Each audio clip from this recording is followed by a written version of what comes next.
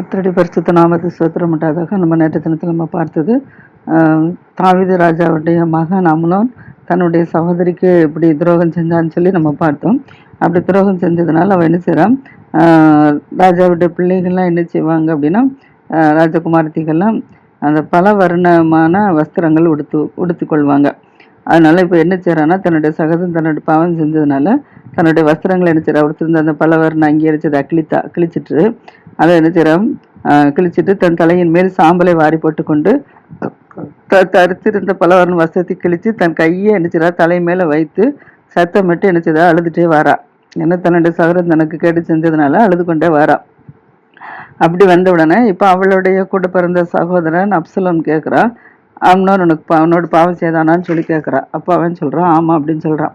அதனால் அவன் என்ன சொல்கிறா, நீ அதை ஒன்றும் மனசில் வைக்காத, உன் சகோதரன், அதனால் நீ ஒன்றும் நினைக்காத அப்படின்னு சொல்லிட்டு தன்னுடைய வீட்டிலேயே என்ன செய்றான், தன்னுடைய சகோதரியை வைத்திருக்கிறான். ஆனால் அவன் என்ன செய்றா, நாளுக்கு நாள் அதை நினைத்து என்ன செய்றா, வேதனைப்பட்டு கொண்டு மெலிந்து போய்கிட்டிருக்கிறான். இப்போ இந்த சூழ்நிலையில் தாவீதுக்கு இந்த செய்தி கேள்விப்பட்டதும் தாவீது என்ன செய்றான், தன்னுடைய மகன் மேலே அம்னோன் மேலே அதிகமாக கோபமாக என்ன செய்றான் இருக்கிறான்.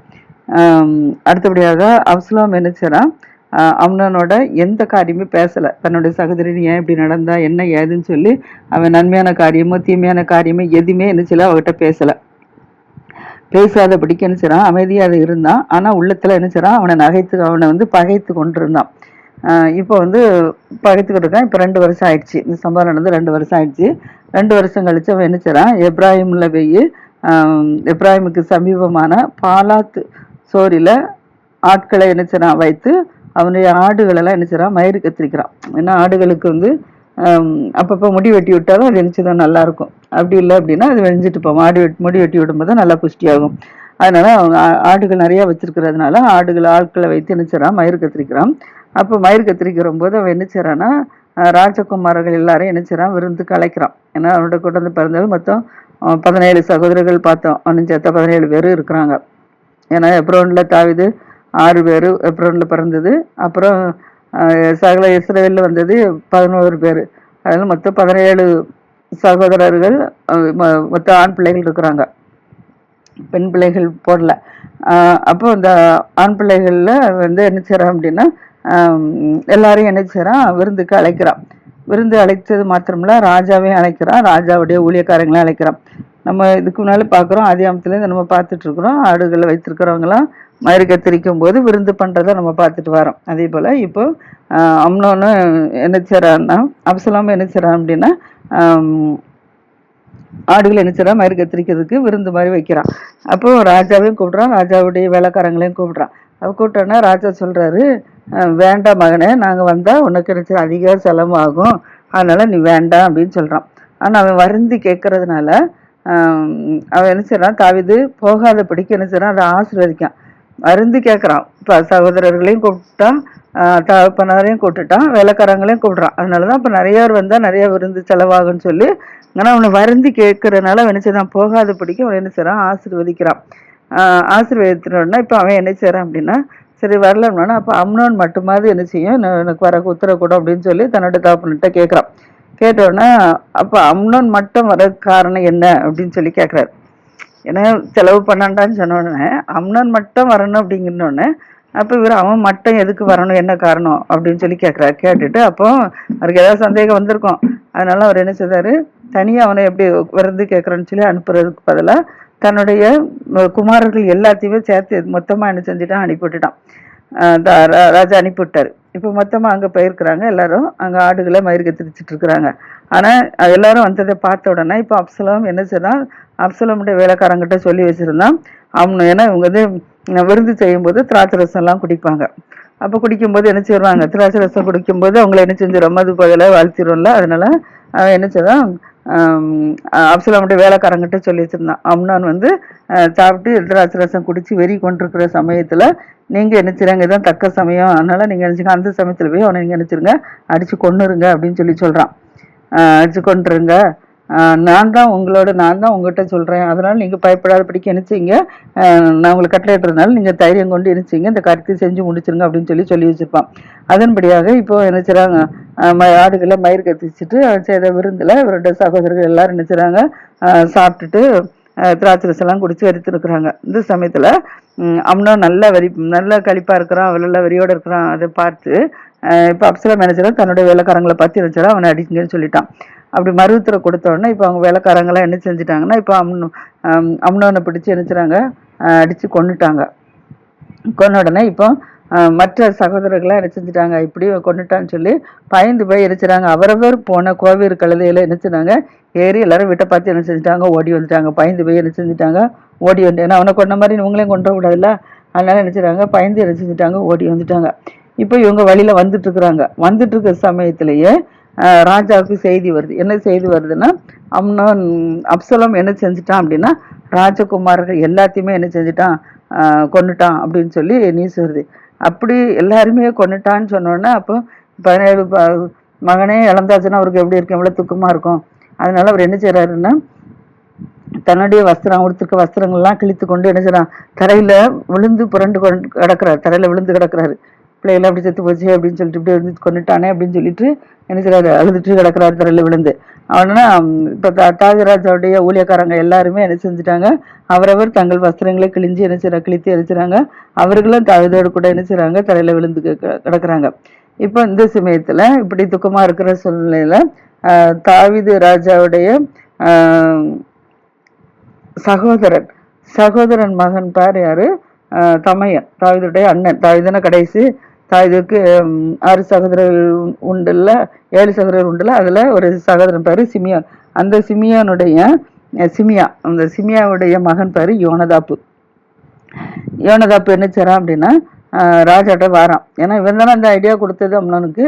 அதனால இப்ப என்ன செய்யறான்னா, இப்ப வந்து அவன் வந்து வாரான். வந்து என்ன சொல்றான், ராஜகுமாரான வாலிபர்கள் எல்லாம் அப்சலோம் கொண்டு போட்டுட்டான்னு சொல்லி ராஜா நினைக்க வேண்டாம். எல்லாத்தையுமே அவன் என்ன செய்யல, அவன் கொலை செய்யல. அம்னோன் மட்டும் இருந்துச்சுல, தன்னோட சகோதரியோடு பாவம் செஞ்சதுனால, தன்னோட சகோதரிங்கிறனால அவன் என்ன செய்யறான், அவன் மூலமாக அவனை மாத்திரம் என்ன கொலை செஞ்சு போட்டிருக்கான். மற்றபடி மற்ற சகோதரர்கள் மற்றவங்க எல்லாம் உயிரோட தான் இருக்கிறாங்க அப்படின்னு சொல்லி யோனதாப் வந்து தாவீதுட்ட வந்து சொல்றான். அப்படி சொல்லிட்டு இருக்கிற சூழ்நிலையில தாவீதுடைய அந்த அம்னோன் மட்டும் தான் செத்து போனான். இப்போ அப்சலோம் தூரம் ஓடி போயிட்டான் அப்படின்னு சொல்றாரு. ஏன்னா செத்து போனான்னா அவனே அடிச்சுக்கொள்ள நினைப்பாங்கல்ல, அதனால அப்சலோம் கையில அவனை கொண்டு போட்டு ஓடி போயிட்டான் அப்படின்னு சொல்றான். சொன்ன உடனே இப்போ அதே சமயத்துல ஒரு ஜாமக்காரன் ஓடி வரான். ஜாமக்காரன் ஆகிய சேவகன் வந்து சொல்றான், ராஜாட்ட வந்து சொல்றான், ராஜா பார்த்து இதை ராஜகுமாரர்கள்லாம் நினைச்சுறாங்க வர்றாங்க அப்படின்னு சொல்றான். ராஜகுமாரெலாம் வர்றாங்க, முதியோர் அடி அப்படின்னு சொல்றாங்க. சொன்ன உடனே இப்போ யோனதாப் சொல்றான், அடியான்னு சொன்னபடியே ஆயிற்று அப்படின்னு சொல்றான். ஏன்னா ராஜா எல்லா பிள்ளைகளும் செத்து போச்சுன்னு நினைச்சிட்டு இருக்காரு. இப்போ ஒருத்தன் தான் செத்து போனான்னு சொல்லி யோனதாப் சொல்றான். சொல்லிட்டு இருந்தானே கொஞ்சம் ஆறுதல் அடைஞ்சிட்டு இருக்காரு. இந்த சமயத்துல சாமக்காரனும் என்ன சொல்ற, கண்களை எடுத்து அநேக ஜனங்கள் தனக்கு பின்னால மலை ஓரமா வர்றத காண்கிற அப்படின்னு சொல்றான். சொன்ன உடனே யோனதாப் சொல்றான், அடியன்னு சொன்னபடி ஆயிட்டுன்னு சொல்றான். இப்போ இதெல்லாம் பேசி முடித்து கொண்டிருக்கிற சமயத்துல ராஜகுமாரர்கள்லாம் என்ன செஞ்சுட்டாங்க, வந்துட்டாங்க. ராஜகுமாரெல்லாம் ராஜாட்ட வந்துட்டாங்க. வந்து எல்லாரும் என்ன செய்றாங்க, சத்தம் விட்டு அழுதாங்க. ராஜாவும் அவனுடைய எல்லா ஊழியக்காரரும் என்ன செய்றாங்க, மிகவும் என்ன செய்றாங்க, புலம்பி என்ன செய்றாங்க, அழுறாங்க. புலம்பி அழுறாங்க. அப்சலோம் மாத்திரம் என்ன செய்றான்னா, அமீதின் குமாரனாகிய தல்மா என்னும் கெசுரு ராஜாவிடத்துக்கு ஓடி போயிட்டான். ஏன்னா தன்னுடைய தாய் பிறந்த ஊரு கெசுரு ராஜாவுடைய தல்மா என்ற ராஜாவுடைய மகள் தான் மாகாளுடைய மகன் தான் அப்சலோம். அதனால என்ன செய்யறா, தன்னுடைய தாய் பிறந்த ஊருக்கு என்ன தன்னுடைய தாத்தா வீட்டுக்கு என்ன செஞ்சுட்டான், அவனை கொண்டு போட்டுட்டு பயந்து என்ன செஞ்சுட்டான், அங்க ஓடி போயிட்டான். இப்ப தாவீது என்ன செய்யறான், அவன் இங்க இல்லைன்னு ராஜா அங்கெல்லாம் என்ன செய்யற போகல. ஆனாலும் அவன் மேல என்ன செய்யறாரு, இப்போ அம்னோன் இறந்து போனதுனால அம்னோனுக்காக என்ன செய்யறாரு, தூக்கித்து கொண்டே இருக்கிறார். 4 தடவை அவனுக்காக தூக்கித்து கொண்டே இருக்கிறாரு. அதனால அப்சலோம் மேல காய்மரமா இருக்கிறாரு. இப்படி கொண்டு போட்டானேன்னு சொல்லி அவனை என்ன செய்ய, எப்படியா கொண்டு போட்டுறணும் அப்படின்னு சொல்லி அவன் மேல கடுப்புல இருக்கிறாரு. இப்படி இந்த சூழ்நிலை இருக்கிறாங்க. அவன் என்ன செய்யறான், தாத்தா வீட்டுல போய் என்ன செய்யறான், ஒளிஞ்சு கொண்டுட்டான். இது வந்து 13வது அதிகாரம். அடுத்த 14வது அதிகாரத்துல வந்து இப்ப ராஜா இருதயம் அப்சலோம் மேல் தாங்களா இருக்கு. தாங்கள்னா என்னது, இன்னும் கோபமா தான் இருக்கிறாரு. தன்னுடைய மகன் மேல கோபத்துலதான் இருக்காரு. ஏன்னா இப்படி கொண்டுட்டானேன்னு சொல்லிட்டு. ஏன்னா மூத்த மகன் அம்னோன். இப்படி கொண்டுட்டாங்கன்னு சொல்லி அவன் மேலே இருக்கிறாரு, கோபத்தில் தான் இருக்கிறாரு. அந்த சமயத்தில் இது இருக்கிறத பார்த்தோடனே இப்போ வந்து யோவாப்பு, யோவாப்பு யார், தாவீராஜாவுடைய படைத்தலைவன் சொல்கிறல்ல, இதுக்கு அர்த்தமாயா. இப்போ அவன் என்ன செய்றான்னா ஒரு ஆலோசனை பண்ணுறான். இப்படி ராஜா என்ன செய்றாரு, மகனுக்காக டெய்லி இப்படி தூக்கிட்டு கொண்டே இருக்கிறாரு. இறந்து போன மகனுக்காகவும் இப்படி கொண்டு செஞ்சு போட்ட மகனுக்காகவும் என்ன செய்றாரு, இப்படி தூக்கிட்டு கொண்டே இருக்கிறாரு அப்படின்னு சொல்லிட்டு இவர் என்ன செய்றாரு அப்படின்னா ஒரு ஸ்திரீயை கூப்பிடுறாரு. தெக்கோவா அப்படிங்கிற ஊர்ல வந்து ஒரு ஸ்திரீயை கூப்பிடுறாரு. கூப்பிட்டு சொல்றாரு, நீ வந்து என்ன செய்யணும், ராஜாட்ட போய் பேசணும், அவனுக்கு ஐடியா கொடுக்குறேன், நான் என்னென்னலாம் சொல்றேனோ அதெல்லாம் போய் நீ என்ன செய்யணும், ராஜாட்ட போய் நீ சொல்லணும் அப்படின்னு சொல்லி யோவாப் அவளுக்கு சில ஆலோசனைகளை கொடுக்குறான். அந்த ஆலோசனைப்படி இப்போ அவ என்ன செய்றா, நேராக ராஜாட்ட போறா. ராஜாட்ட போற அந்த ஆலோசனை என்ன அப்படின்னா, தனக்கு வந்து 2 குமாரர்கள் இருக்காங்க. தன்னுடைய கணவன் நினைச்சிரா இறந்து போயிட்டாரு. இறந்து போன பிறகு 2 குமாரர்களும் ஒருவர் நினைச்சுறாங்க, சண்டை போடுறாங்க. சண்டை போட்டதில் ஒருவருக்கு அடிக்கிறதுல ஒருத்தர் நினைச்சுறான், செத்து போயிட்டான். செத்து போனதுனால இப்போ ஒருத்தன் தான் இருக்கிறான். அவனையும் நினைச்சுறாங்க, ஊர் மக்கள்லாம் அவனை அடிச்சு கொண்டதுனால இவனும் உயிரோடு இருக்கக்கூடாது, அவனையும் கொலை செய்யணும் அப்படின்னு சொல்லி திட்டம் போடுறாங்க. அப்போ என் கணவனுக்கு பிறந்ததில் 2 பேரும் மறிச்சு போயிட்டு அப்போ நான் சுதந்திர வழியற்றவளா ஆயிடுவேனே அப்படின்னு சொல்லி என்ன செய்றோம், அதனால எனக்கு நியாயம் வேணும் அப்படின்னு சொல்லி இவங்க இப்படி அடிக்க வராங்கல்ல, அவங்கள இருந்து விளக்கு தீக்கணும் அப்படிங்கிறது ராஜாட்ட வரா. ஏன்னா அப்படி வந்த உடனே, ஏன்னா ராஜாட்ட தானே எல்லாரும் வந்து முறையிட வருவாங்க. அப்படி சொன்ன உடனே இப்போ ராஜா சொல்கிறேன், சரி இந்த விஷயத்தில் நான் என்ன செய்கிறேன், அவனுக்கு ஒரு நீதி செய்கிறேன், அதனால நீ கவலைப்படாத, நீ போ அப்படின்னு சொல்லி சொல்கிறாங்க. அவனை இன்னொரு மகன் இருக்கிற அவனையும் அவங்க யாரும் கொண்டு போட முடியாது, நான் பார்த்துக்கிட்டேன், நீ உன் வீட்டுக்கு போ அப்படின்னு சொல்லி சொல்கிறப்ப. அப்படி சொன்னோடனே இவன் வந்த காரணம் அதுக்காக வந்து அவட்ட இப்படி ஒரு நாடகம் போட்டு சொல்லி கொடுக்காமலாம் தான். அதனால அவ சொன்ன உடனே ராஜா அது உண்மைன்னு நம்பிட்டாரு.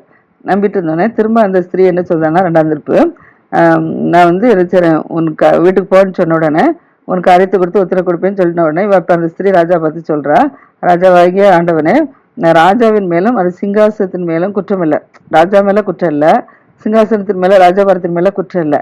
அப்போ இந்த சமயத்துல பழி என் மேலேயும் தகப்பர் வீட்டின் மேலும் சுமர கடவுதுங்கிறான். எப்படி ராஜாட்டே ராஜா அரண்மனை சிங்காசனத்தில் குற்றம் இல்லையோ அதே போல அந்த பழி வந்து என் மேலேயும் தகப்பன் வீட்டின் மேல சுமர கடவுதுங்கிறார். ஏன்னா பழி இல்லை, இவ வந்து இந்த கதையை சொல்றதுனால அந்த பழி வந்து என்னச்சது எங்கள் மேலும் சுமரட்டோன்னு சொல்லிட்டு அவ சொல்றா. ராஜா சொல்றான். அப்போ அதுக்கு ராஜா சொல்றாரு, உனக்கு விரோதமா பேசுறவனே என்னிடத்துல என்னச்சு இது கொண்டுட்டு வா, அப்பொழுது நான் அவனுக்கு என்னச்சதேன் உன்னை நினைச்சத தொடர விட மாட்டேன் அப்படின்னு சொல்லி சொல்றாரு. அவ கதையை தான் ராஜா நினைச்சுக்கிட்டாரு. அவ வந்து இந்த அர்த்தத்துல சொல்றது தன்னோட மகனுக்காக துக்கம் கொண்டாடி இருக்கிறது சொல்றது வச்சு அவர் இன்னும் புரியல. அப்போ அடுத்தபடியாக சொல்றான், 3ஆவது திருப்பி என்ன சொல்றா அப்படின்னா, இந்த ரத்தப்பள்ளி வாங்குறவர்கள் அலிம்பி, ரத்தப்பள்ளினா இப்ப வேற சொல்றா, சொல்லும்போது ராஜா ஏதாவது ரத்தப்பள்ளி உங்கள்கிட்ட வாங்கிடக்கூடாது, அதாவது சொல்றாரு, ரத்தப்பள்ளி வாங்குறவர்கள் அலிம்பு செய்து என் குமாரனை அதம் பண்ண பெருகாத படிக்கு. ஏன்னா இப்போ இவரை சொல்றதுனால இவரை எழுப்பி தன்னுடைய பிள்ளைகளை கொண்டு விடக்கூடாது இல்லை, அதனால இவ சொல்றா, மற்றபடி தொடராத படிக்கு என் குமாரனை அதை பண்ண பெருகாத படிக்கு ராஜாவானவர் தம்முடைய தேவனாய கர்த்தரை என்ன செய்யணும், நினைக்கணும் அப்படிங்கிறா, கர்த்தரை நினைச்சிக்கணும் அப்படின்னா. அப்போ ராஜா சொல்றாரு, குமாரனுடைய மயிரில் ஒன்றாவது தரையில விழுவதில்லைன்னு கர்த்தரை ஜீவனை உண்டு சொல்லுறேங்கிறார். அவரு என்ன சொல்றாரு, அடுத்தவங்க கொண்டுருவாங்க வச்சிருவாங்கன்னு சொல்றதுக்குதான் சொல்றாரு, உன்னுடைய மகனை யாருமே ஒரு தலையில உள்ள மயிர் கூட கிளவிடாது அப்படின்னு சொல்லி கர்த்தர் ஜீவனை கொண்டு சொல்றேன்னு அவர் சொல்றாரு. ஆனா இவன் அந்த அர்த்தத்துல சொல்றது இன்னும் ராஜா புரியல. இப்போ அந்த ஸ்திரீ பிள்ளையும் பின்ன திரும்பவும் ராஜாட்ட சொல்றா, என்னுடைய ஜனத்துக்கு விரோதமாக இப்படிப்பட்ட நினைவினை கொண்டிருக்கிறீர். அது என்ன சொல்றாங்கன்னா, அந்த ஸ்திரீ ராஜாவாகி ஆண்டவனே உமது அடியால் ஒரு வார்த்தை மாத்திரம் சொல்றதுக்கு எனக்கு உத்தரவு வேணும்னு சொல்லி கேட்கறான். ஒரு வார்த்தை மாத்திரம் சொல்றதுக்கு எனக்கு உத்தரவான்னு சொன்ன உடனே இப்போ ராஜா சொல்றாரு, சொல்லு அப்படின்னு சொல்றாரு. சொன்னோன்னா அந்த ஸ்திரீ சொல்றா, பின்ன ஏன் தேவனுடைய ஜனத்துக்கு விரோதமா நீர் என்ன செய்றாரு, அந்த ஸ்திரீ பின்ன ஏன் தேவனுடைய ஜனத்துக்கு விரோதமா இப்படிப்பட்ட நினைவினை கொண்டிருக்கிறேன், துரத்துண்ட தம்முடையவனே ராஜா திரும்ப அழைக்காதனால். ராஜா திரும்பனா இப்ப அவசரம் நினைச்சு 3 வருஷம் கத்தவர்ல போய் இருக்கிறான். அதனாலதான் அவர் சொல்றாரு, துரத்துண்ட தம்முடையவனே ராஜா திரும்ப அழைக்காதனால ராஜா இப்பொழுது சொன்ன வார்த்தையினால் குற்றமுள்ளவரை போல் இருக்கிறார் அப்படிங்க. அவர் என்ன சொல்றாரு, உன் குமாரனுடைய மேல ஒன்றாயிலும் கிளை விளப்பதில் கர்த்தர் ஜீவனை உண்டு சொல்லிடுறேன்னு சொல்றாரு. சொன்னோன்னே அவர் சொல்றா, அப்ப ராஜா உம்மிடத்துல ஒரு வார்த்தை பேசணும் அப்படிங்கிறா. பேசணுன்னே சொல்லு அப்படிங்கிறாருல, அதான் அவர் சொல்றா, பின்ன ஏன் தேவனுடைய ஜனத்துக்கு விரோதமா இப்படிப்பட்ட நினைவே, அதுக்கெல்லாம் நியாயம் செய்வேன்னு சொல்றீங்களா, நீர் ஏன் தேவனுடைய ஜனத்துக்கு ரொம்ப இப்படிப்பட்ட நினைவினை கொண்டிருக்குது, துரத்துண்டு தம்முடையவனை நினைச்சது. ராஜா திரும்ப அழைக்காதனால் ராஜா இப்பொழுது சொன்ன வார்த்தையினால குற்றமுள்ளவரை போல இருக்கிறார் அப்படின்னு சொல்லி ராஜா திரும்பி சொல்றார். சொன்னோடனே நான் ஒரு நாள் மறிப்பது நிச்சயம், திரும்ப சேர்க்கக்கூடாதபடிக்கு தவறு தரையிலே சுவரிலே தண்ணீரை போல மனுஷர் இருக்கிறோம். தேவன் ஜீவனை எடுத்துக்கொள்ளாமல் துரத்துண்டவன் முற்றிலும் தம்மை விட்டு விளக்கப்படாது இருக்கும் நினைவுகளை நினைக்கிறாருன்னு சொல்றா. சொல்லிட்டு இப்போது நான் என் ஆண்டவனாகிய ராஜாவோட இந்த வார்த்தையை பேச வந்த முகாந்திரம் என்ன அப்படிங்கிறா. நான் ராஜாவிட்ட பேச வந்ததுக்கான முகாந்திரம் என்னன்னு சொல்லி இப்பதான் என்ன செய்றா சொல்றா. மூணு நேரம் சாடையிலே சொல்லிட்டா. சொல்லிட்டு சொல்றேன், நான் பேசுறது முகம் என்னவென்றால், ஜனங்கள் எனக்கு பயம் உண்டாக்கினதுனால ஜனங்கள் எல்லாம் என்ன செய்றாங்க, எனக்கு பயம் உண்டாக்குறாங்க. பயம் உண்டாக்கி என்ன சொல்றாங்க, நீ போய் ராஜாட்ட போய் இது சொல்லுன்னு சொல்றாங்க, அதனால நான் வந்திருக்கேன் அப்படிங்கிறா. அதான் சொல்ற, ஜனங்கள் என்னை பயம் உண்டாக்குனதுனால நான் வந்திருக்கிறேன். ராஜாவோட நான் பேசுறேன். ஒருவேளை ராஜா தமது அடியாருடைய வார்த்தையின்படி செய்வார் என்று உமது அடியாளாகி நான் நினைத்ததுனால் வந்திருக்கேன். ஏன்னா சொல்லும் போது ராஜா என்னுடைய வார்த்தைக்கு கீழ்ப்படிவீங்க அப்படின்னு சொல்லி கீழ்ப்படிஞ்சு அதுக்கு நடப்பீங்க அப்படிங்கிறதுனால நான் என்ன செஞ்சிருக்கிறேன், நான் வந்திருக்கிறேன் அப்படின்னு சொல்லி சொல்றான். அந்த ஒளியை வேற மற்றபடி நான் வரல அப்படின்னு சொல்லி சொல்றான். சொல்லிட்டு சொல்றா, என்னையும் என் குமாரனையும் தேவனுடைய சுதந்திரத்துக்கு புறம்பாக்கி அழிக்க நினைக்கிற மனுஷனுடைய கைக்கும், ஏன்னா என்னையும் என் பிள்ளைகளையும் அழிக்க நினைக்கிற மனுஷனுடைய கைக்கும் தமது அடியால நீங்களாக்கி விடும்படிக்கு ராஜா கேட்பார் அப்படின்னு சொல்றான். ஏன்னா ராஜா உங்களையும் கொண்டு போடக்கூடாதுல்ல, அதனால சொல்றேன், ராஜா கேட்பான்னு சொல்லிதான், ராஜாவாகி என் ஆண்டவனுடைய வார்த்தை எனக்கு இருந்து ஆறுதலா இருக்குன்னு சொல்லி உமது அடியாளனா என்னை என் பிள்ளைகளையும் கொண்டு போட்டக்கூடாது, என்னையும் கொண்டு போட்டக்கூடாது, இதுக்காக நான் ராஜாட்ட வந்தேன், ராஜாட்ட பேசுனேன், எனக்கு ஒரு ஆறுதலான வார்த்தை கிடைக்கும் அப்படின்னு நினைச்சு நான் வந்தேன் அப்படின்னு சொல்லி சொல்றான். அப்படி சொன்ன உடனே நன்மையும் தீமையும் கேட்கும்படி ராஜாவாய் என் ஆண்டவன் தேவனுடைய தூதனை போல் இருக்கிறார். நன்மையான காரியமானாலும் சரிதான், தீமையான காரியமானாலும் சரிதான், எது சொல்றதுக்கு என் ஆண்டவன் என்ன செய்றாரு, ஒரு தேவதூதனை போல இருக்கிறாரு. அதனால இதற்காக உம்முடைய தேவனாய கர்த்தர் உம்மோட கூட இருக்கிறார் அப்படின்னு சொல்லி சொல்றாப்புல. சொன்ன உடனே இப்ப ராஜா அந்த ஸ்திரியை பார்த்து உத்தரமா சொல்றாரு, நான் உன்னிடத்துல கேட்கிற ஒரு காரியத்தை நீ என்ன செய்ய, நீ எனக்கு மறைக்காதங்கிறார். இப்ப ராஜா கண்டுபிடிச்சிட்டாரு. இப்ப யோவாப் தான் ஏதோ சொல்லி விட்டுருக்கான் அப்படிங்கிறத கண்டுபிடிச்சிட்டாரு. அதனால அவர் சொல்றாரு, இப்ப கண்டுபிடிச்சது தன்னுடைய மகன் தூரத்துல இருக்கிற அவனுக்கு கூப்பிடல, அதுக்காக தான் இப்படி இந்த காரியத்திலாம் சொல்லியிருக்காரு. ஏன்னா ஜனங்களா எனக்கு பயம் பண்றாக்குன்னு சொல்றால, அப்ப இது யோவாப் பண்ண ஐடியா தான் அப்படின்னு சொல்லி கண்டுபிடிச்சுக்கிட்டாரு. கண்டுபிடிச்சதுனால அவர் கேட்கிறாரு, நான் ஒரு காரியத்தை உன்ட்ட கேட்கிறேன், எனக்கு இது மறைக்க கூடாது அப்படின்னு சொல்லி ராஜா அந்த ஸ்திரீட்ட கேட்கிறாரு. கேட்டோடனே இப்ப அந்த ஸ்திரீ சொல்ற, ஸ்திரீ ராஜாவா என் ஆண்டவனே இது கேளும் நான் சொல்றேன் அப்படின்னு சொல்லி சொல்றான். சொன்ன உடனே இப்ப ராஜா சொல்றாரு, இந்த காரியத்துல எல்லாம் யோவாப் தானே உனக்கு என்ன உட்கையா இருந்தான், யோவாப் உனக்கு உட்கையா இழுக்கலையாங்கிறான். ஏன்னா யோவாப் தானே உனக்கு இதெல்லாம் சொன்னான் அப்படின்னு சொல்லி சொல்றான்.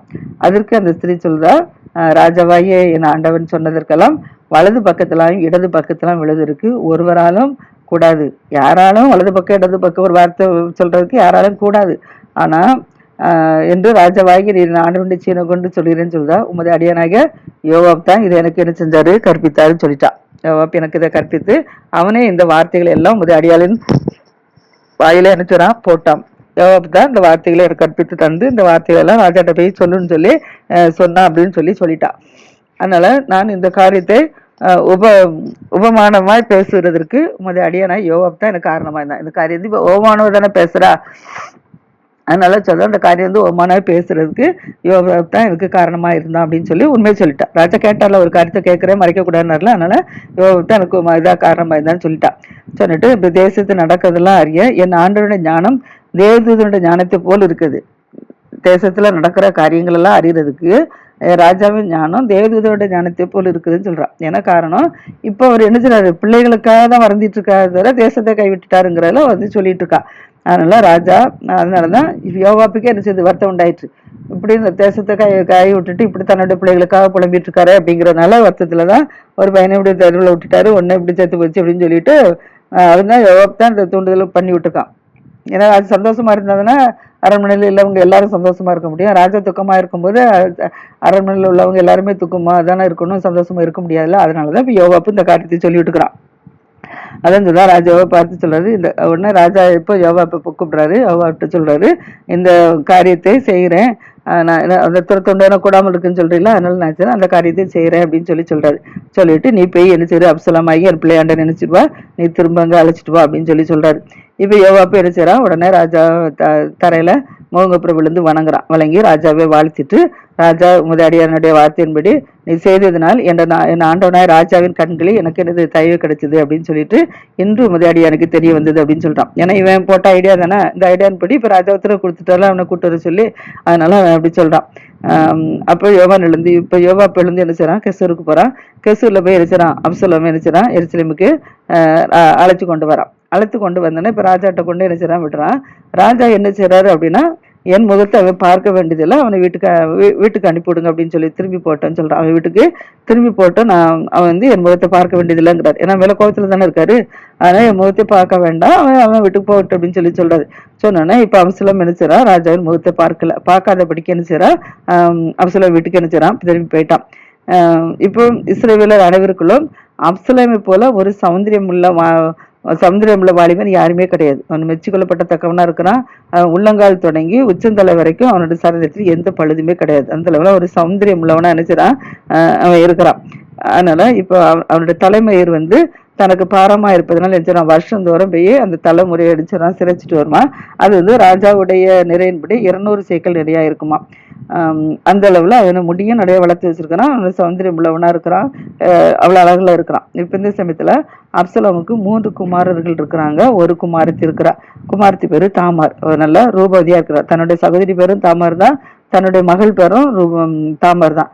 இவளும் நினைச்சது அவளும் நல்ல சௌந்தரியம் உள்ளவளா இருக்கிறா, இவளும் நினைச்சதா ரூபவதியா இருக்கிறா. இப்ப அப்சலோம் ராஜாவின் முகத்தை காணாமலே நினைச்சிடான். 2 வருஷம் இப்ப நினைச்சிடான் எருசலேம்ல இருக்கிறான். எருசலேம்ல இருந்தானா இப்ப அப்சலோம் நினைச்சிடான், யோவாப் தானே அழைச்சிட்டு வந்தான். அதனால யோவாப்ப கூப்பிடுறான். அழைச்சிட்டு வர சொல்லி எழுதுறான், ராஜாட்ட அனுப்பணும். ஏன்னா நான் அங்கேயே இருந்திருந்தா நல்லா இருந்திருக்கும், ஏன் அழைச்சிட்டு வந்து எங்க அப்பா மூஞ்சில பார்க்க முடியல, ஏன் அழைச்சிட்டு வந்துரு சொல்லி கேட்டு விடணும் அப்படின்னு சொல்லி. ஏன்னா யோவாப் தானே அழைச்சிட்டு வந்தான், அதனால யோவாப்ட்ட கேட்கணும், அப்பாட்ட போய் கேட்க சொல்லி அப்படின்னு சொல்லி யோவாப்பை கூப்பிட்டு விடுதான். ஆனா யோவாப் என்ன செய்றான், 2 நேரம் கூப்பிட்டுட்டா 2 நேரம் வரல. வராதனால இப்ப அவனுடைய வேலைக்காரங்களை வச்சு என்ன செய்றான், அப்சலோம் அவனுடைய வேலைக்காரங்களை வச்சு என்ன செய்றான், யோவாப்பின் நிலம் என்னோட நிலத்துக்கு பக்கத்துல இருக்கலாம், அந்த வார்க்கோதுமை நிலத்தை நல்லா விளைஞ்சிருக்கு, அதை போய் நீங்க என்ன செய்யுங்க, அழிச்சு தீ கொளுத்தி போட்டு வந்துருங்க அப்படின்னு சொல்றான். அதன்படி அவங்க தீ கொளுத்தி போட்டாங்க. அதுக்கப்புறம் என்ன நடந்து நாளைக்கு பார்ப்போம். கர்த்தர் தாமே ஆசிரியப்பராகாமே.